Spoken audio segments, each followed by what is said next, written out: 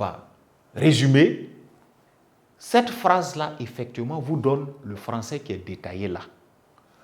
Le participe passé employé avec l'auxiliaire avoir s'accorde en genre et en nombre avec le complément d'objet direct de la phrase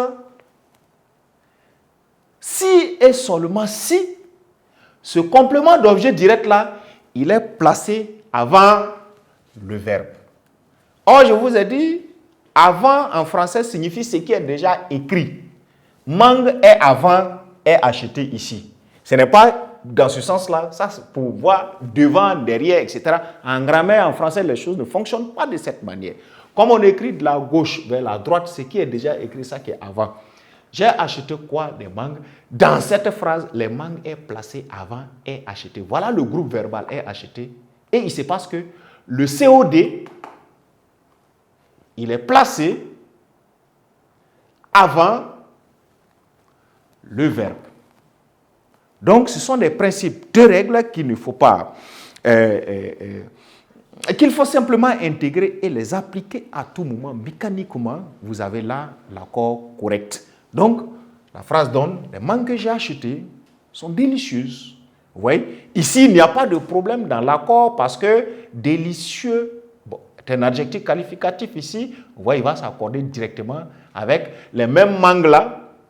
Mais c'est parce qu'il emploie avec l'auxiliaire, d'accord, être ici. Elles sont délicieuses.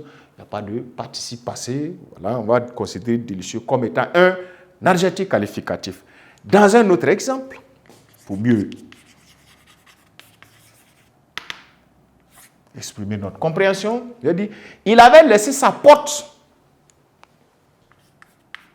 Il avait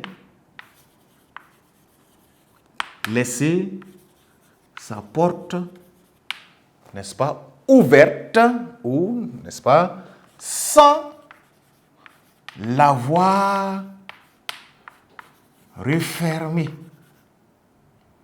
Sans l'avoir refermée. Je mets un point là. Ah. Donc, deuxième exemple, il avait laissé sa porte sans l'avoir refermée. Attention, quand vous avez un accord comme ça, on ne peut pas mettre et à la fin partout de cette manière. Et puis bon, ne pas marquer quand même une pause de vigilance. On risque de faire de faux accords parfois sans se rendre compte. Parce que attention, le groupe verbal ici, il y a avoir refermé. Vous avez avait laissé. Donc il y a l'auxiliaire avoir ici. Or, dès que l'auxiliaire avoir entre en pratique, les participes passés qui le suivent là, attention, il faut savoir les accorder. Et nous allons voir, mais c'est une porte, pourquoi il n'y a pas un muet à laisser? Voilà. Il avait laissé quoi? Sa porte. Mais il n'y a pas un muet ici, mais c'est parce que la règle ne correspond pas ici. Il n'y a pas une concordance. On va dire, il avait laissé quoi? Sa porte. Complément d'objet direct. Si on analyse, sa porte, COD 2 avait laissé. Où est placé le COD?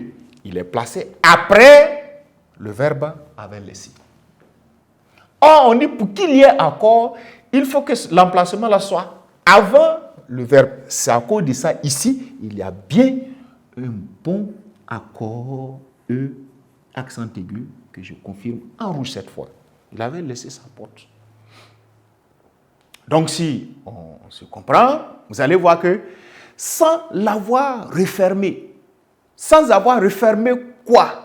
La porte. Vous voyez que la porte est cette fois avant avoir refermé. Attention, il peut avoir accord ici.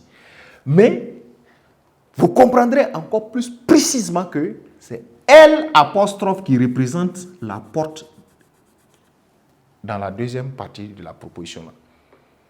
Sans avoir refermé quoi? L apostrophe. L apostrophe ramène à quoi? C'est-à-dire la porte là. Complément d'objet direct. Vous avez un petit complément d'objet direct comme ça qui va nécessiter un accord de l'autre côté. Vous allez l'avoir sans l'avoir fermé. Voilà. Donc, dans des phrases où vous avez deux cas d'usage de l'auxiliaire avoir avec le participe passé en emploi, ici, il faut parfois faire attention dans l'observation de la règle. C'est ce qui vous permet de mieux écrire et de savoir qu'est-ce qu'on écrit. Faut-il mettre E accent aigu par chance? Peut-être que tout va être ainsi. Ou bien E accent aigu, E muet à tout, et puis compter sur la chance que tout soit ainsi, ou bien quoi. Mais la règle dit. Avant de mettre E accent aigu ici, c'est parce que je me suis rendu compte que c'est vrai. Laissez. Le participe passé employé avec l'auxiliaire avoir s'accorde en genre et en nombre avec le complément d'objet direct si et seulement si celui-ci est placé avant le verbe. Attention, lui, là, il est placé après le verbe. Il n'y a pas d'accord. Et je fonctionne ou je continue avec la recherche de mes accords sans l'avoir refermé. Le participe passé refermé, on dit s'accorde en genre et en nombre. Avec, lorsqu'il emploie avec l'auxiliaire avoir, s'accorde en genre et en nombre. Avec le complément d'objet direct, si et seulement si celui-ci est placé avant le verbe. Il se passe que L' est avant le verbe. Mais même si on est en train de douter, mais en réalité, L', je vais faire comme ça, est là pour représenter, si vous voulez, la porte. Donc le COD est bel et bien placé avant, refermé, il y a accord. Voilà pourquoi vous avez refermé. Voilà. Si c'était, il avait laissé les portes, vous allez voir qu'on allait avoir pluriel ici, féminin, pluriel. Alors, donc, chers amis, voilà les règles de base de la reconnaissance du participe passé employé avec l'auxiliaire avoir, dont la règle d'accord, la pratique est assez rebutante. Mais pour encore approfondir nos différentes compréhensions ou les cas de pratique, dans un exercice appliqué tout à l'heure, nous allons découvrir, n'est-ce pas, bien d'autres cas de subtilité d'usage pour renforcer encore plus les compréhensions dans son accord.